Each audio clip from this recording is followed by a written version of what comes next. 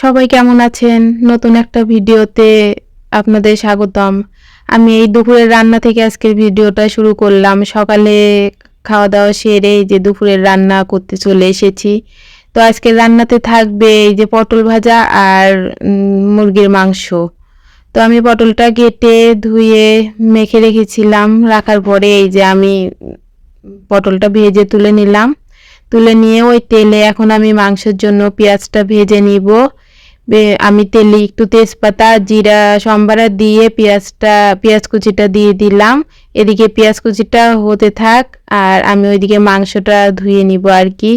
মাংসটা এই যে ধুয়ে তুলে নিলাম। আমি পেঁয়াজ কুচি ভাজার আগে কিন্তু মাংসতে কয়েকটা আলু দিব, সেই আলুগুলো ভেজে তুলে নিয়েছি, সেটা দেখানো হয়নি আর কি। তো এই যে মাংসটা খুব ভালো করে আমি ধুয়ে নিচ্ছি। মাংসটা খুব ভালো করে ধুয়ে এইদিকে এই যে আমি পেঁয়াজটা ভাজা হয়ে গেছে। এখন আমি ধুয়ে রাখা মাংসগুলো দিয়ে দিব। দিয়ে আমি মশলা ব্লেন্ড করে নিয়েছি। এখানে আছে আদা, জিরে, রসুন, গরম মশলা, ছোট এলাচ। গরম মশলা বলতে এই যে ডাল যেটা সেইটা, আর ছোট এলাচ, আর শুকনো মরিচ, কাঁচামরিচ, এই সব কিছু দিয়ে আমি খুব ভালোভাবে ব্লেন্ড করে নিয়েছি। নিয়ে এই যে মাংসের জন্য পরিমাণ মতো দিয়ে দিলাম আর কিছুটা আমি রেখে দিব ডিপ ফ্রিজে। এটা পরবর্তীতে আবার কোনো রান্নাতে দিয়ে দিব।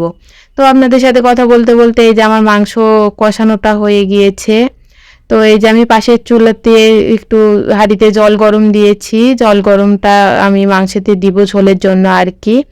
তো এই যে আমি মাংসতে ভেজে রাখা আলুটা দিয়ে দিয়েছি আর ঝোলের জন্য জলটাও দিয়ে দিয়েছি। দিয়ে কাঁচামরিচ দিয়ে এই যে নামিয়ে ফেললাম। এই যে দুপুরের খাবার দাবার, এটা খাবার পরের ভিডিও।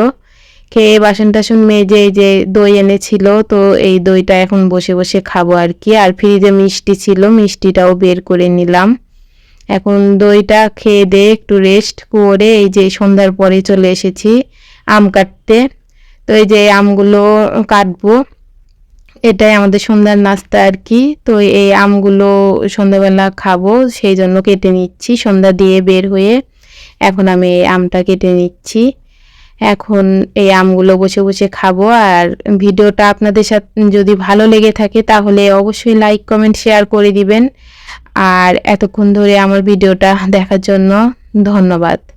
এই যে আপনাদের সাথে কথা বলতে বলতে আমার একটা আম কাটা হয়ে গেল। তো এই আমটা কাটার পরে এখন আমরা বসে বসে খাবো আম। এইগুলো আমাদের গাছের আম, গাছ থেকে নামানো আর কি। তো এইগুলো খিরসা আম, এর আগের ভিডিওতেও আমি বলেছি। তো আমগুলো খেতে খুব মজার আম আর কি। এটা গাছের আম, বুঝতেই তো পাচ্ছেন। আর তারপরও খিরসা আম। আপনাদের সাথে কথা বলতে বলতে এই যে আমার আম কাটা হয়ে গেল।